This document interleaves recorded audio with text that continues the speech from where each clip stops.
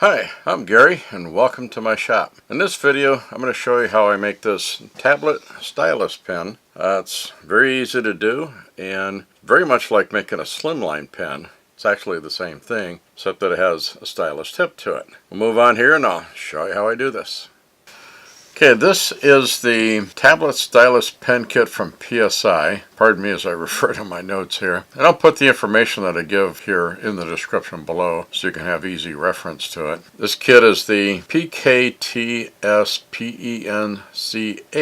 which is the Chrome kit. And this kit comes in this Ziploc bag and comes with these instructions, which is a two-sided page.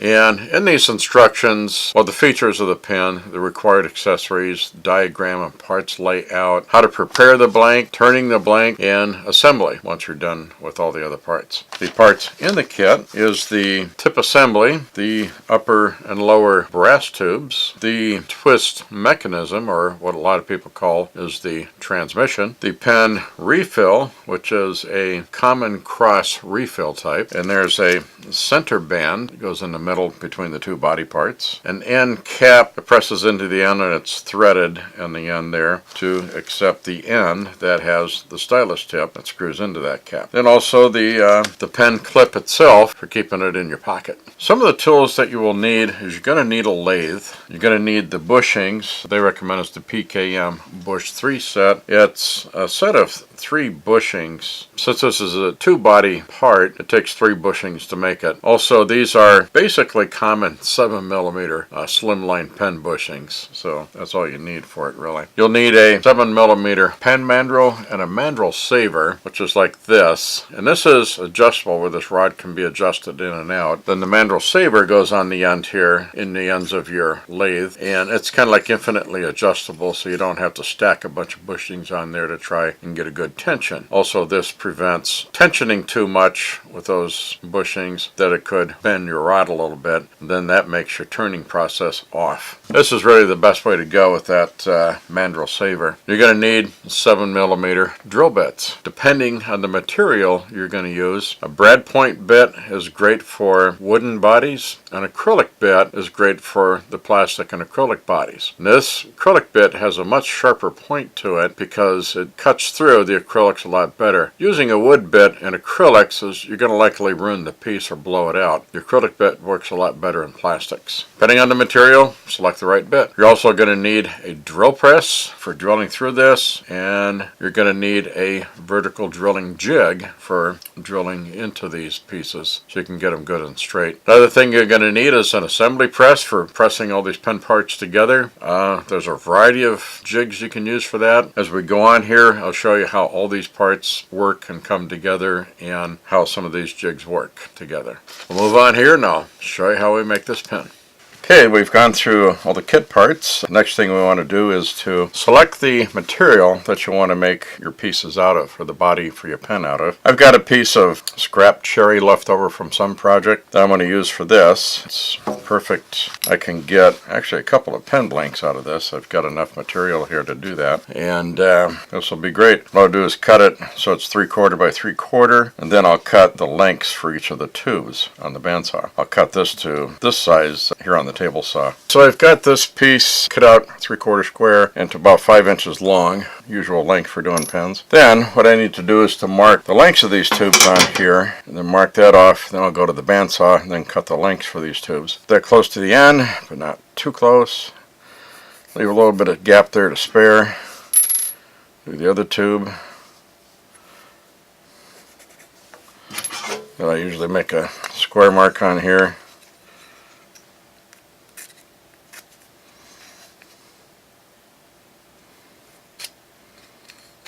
I'll go to the bandsaw, cut these lengths. Those will be my blanks. And then the next step after that will be to drill the hole through the blanks. Here at the bandsaw, I will cut my blanks to length.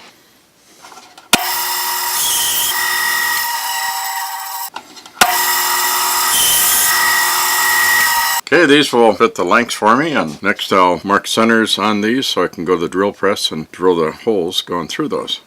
To mark center on these, I use this Block's squid tool. It centers itself on there. You just kind of get it fairly close. There's another video that I did on how to use this. There's a few other ways you can do by using one of these, a center finder tool, and then go around 4 times to mark your lines, because these are never perfectly square. So you'll get some offset lines. What you want to do is use a scribe tool to make an indentation between the center of those lines. But for quick and easy here, I use this squid tool. Let's just give it a tap. Makes a mark for me. A lot quicker and easier than using the center finder. Next, I will go to the drill press, draw holes through this. So I've got like a vertical hole all the way through the length of these blanks. I have this Rockler vertical drilling jig. Also serves as a pen press, the way these come apart. And what I do is I've got it mounted on this board in my T-tracks on my table. Put my blank in here. Get that on center, thereabouts. The block or the jig will center it up for me. So get it snug. Then I get it centered up in here on the jig so that the drill bit hits into that center mark. Then I'll tighten down these knobs to hold it all in place. Since I'm drilling wood, I put in a brad point bit, and this is a 7mm bit that I have to drill for those tubes. Then what I will do is I slide this forward and I bring down my drill bit to a point where it's just below this edge, along this blue edge here. It's hard to see from that angle. Then I'll set my drill stop at that so I don't go too far, just into the backer board that's in there. So here you can see better how I set my depth stop on my drill press here so that the drill bit doesn't come down but barely beyond this edge of this blue point here, so I don't drill down into the screw of this assembly. So I want it to just stop as it barely goes into the backup board for drilling this. Okay, now I'm ready to drill this. Got my depth stop set. Got this centered on my workpiece so I can just drill into it.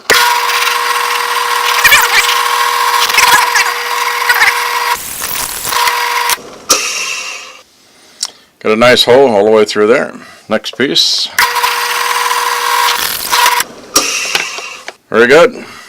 Next step, I'll go and glue in the brass tubes into those blanks and then trim up and square up the ends for the brass tubes.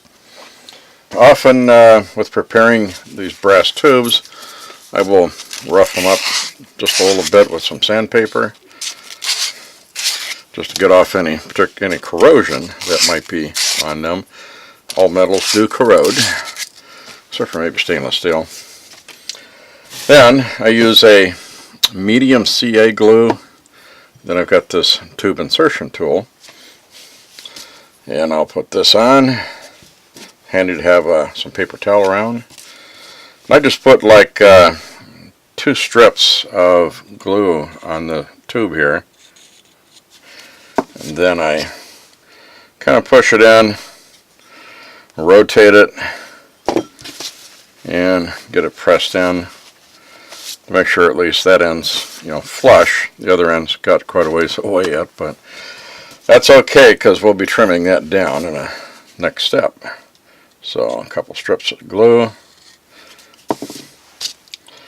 just rotate it, maybe pull it in and out a little bit, get it pushed in,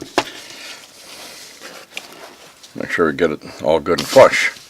So let those dry for a few minutes, and then I can go over to the drill press and square up the ends for the tubes. Okay, back to the drill press here. Got the piece in my vertical drilling jig, and what I'm going to do is use my barrel trimming tool here, which will square up the end of the blank to the tube so that everything is straight and will line up correctly once it's turned. What I'll do is I got this lined up here, goes right in, and go at this very slowly. This particular one here is a carbide bit, and it's only got 2 blades on it. So you have to go slow and easy. If you go too fast and quick, it's going to catch and you could ruin your piece. So you have to take it easy. And I'll go down until I see the shiny end of the tube matching up, and that'll tell me that I've gone far enough.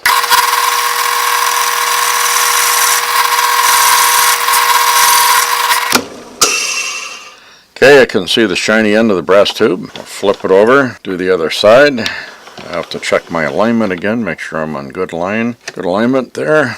Tighten down my jig here again.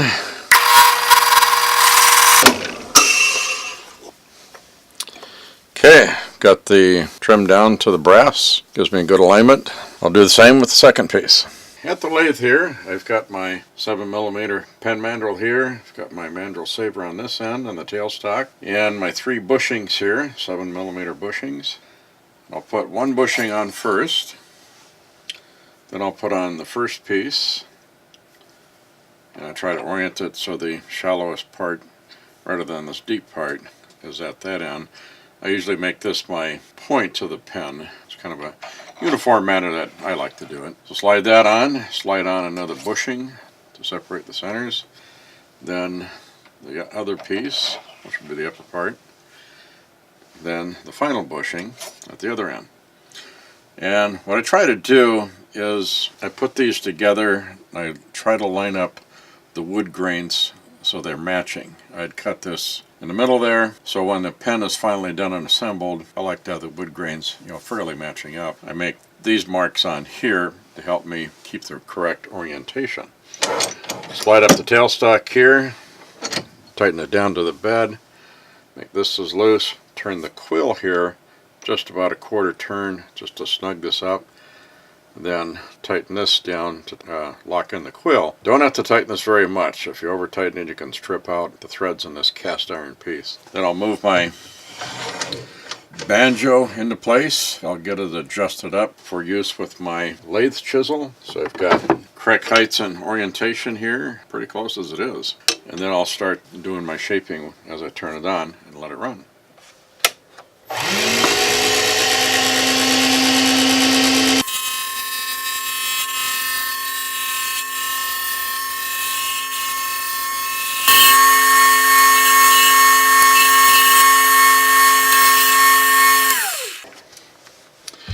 Okay, I've got that down to pretty good shape. Next I'll do is start doing some sanding.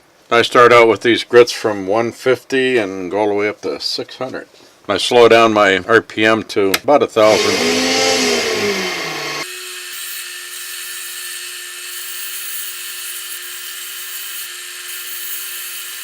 And in between grits I'll go across it like this to try and take off some of the circular sanding marks.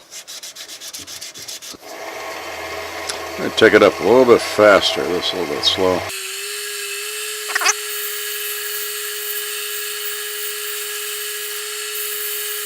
Clean the sandpaper off periodically.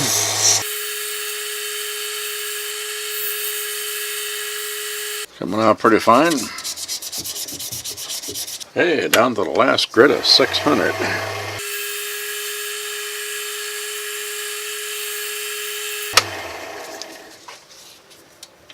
My next step is I'm going to apply some finish. I'm going to do a Georgian cherry stain on this. Since it's a cherry wood, it'll give a dark, rich cherry color to it. This is a Georgian cherry gel stain. I have to turn my lathe down slow as it goes because I don't want this stuff splattering all over the place on me.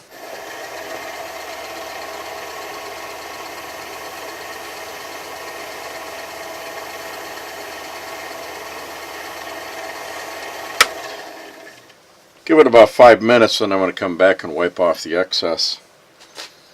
Okay, now I'm going to put the finish on this, and finish I use is this Aussie oil, which gives it a very glossy and hard finish. I apply a little bit, a couple drops on a rag, and I rub it in, keep rubbing for about 1 minute.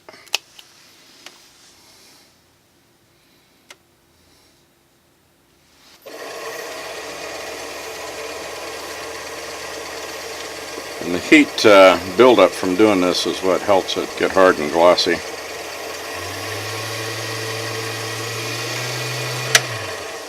I'll give that about 5 minutes to dry and then I'll do a couple more coats.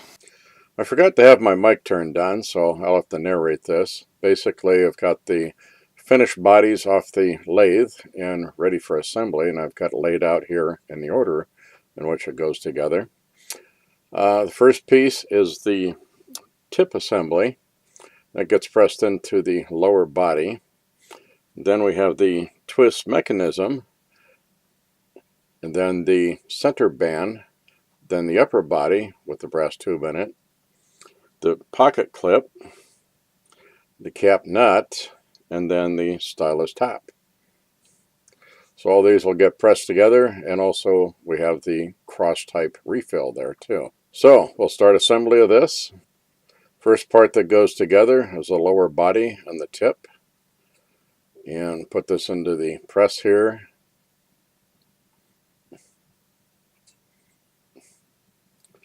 Adjust the adapter up so that we can do the press. We press this together carefully and try to, carefully guide it in case it gets twisting or anything like that. We press this all the way in.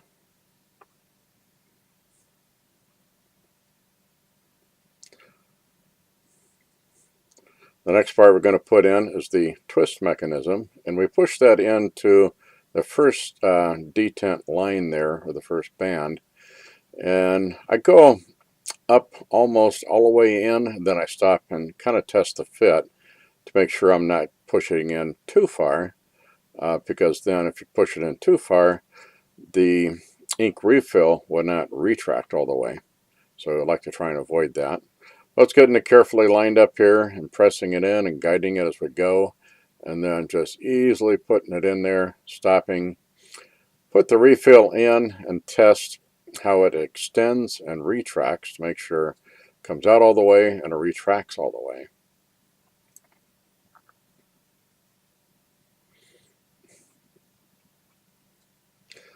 I'll press it in a little bit more since it's not quite extending all the way yet. Watch it very carefully, so I just move it a little bit.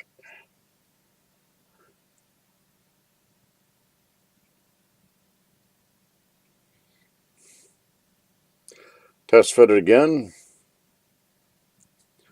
See that it extends all the way and retracts all the way, and that's looking good. Next part is just slipping the band on, which just slips on over that twist mechanism. Then we're going to work on the upper body portion, and first thing to do is to press in the cap nut, which is what the stylus tip will screw into. Also will hold the pocket clip in place too. And this we just press in all the way so it's flush with the end of the body.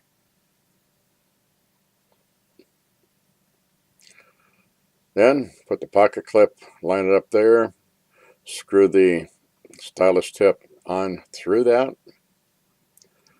Then the body, upper and lower halves just push together, and you have a completed twist pen with a stylus tip.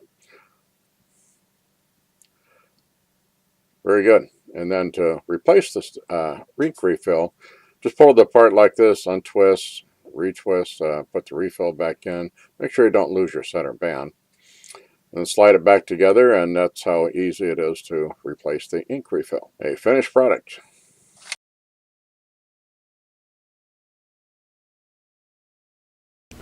Well, to wrap this up, thank you for watching this video. Hope you enjoyed it, and I hope you got the inspiration to make something of your own. Please give me a like and share with your family and friends. And please subscribe to see what I may come up with next. Thank you.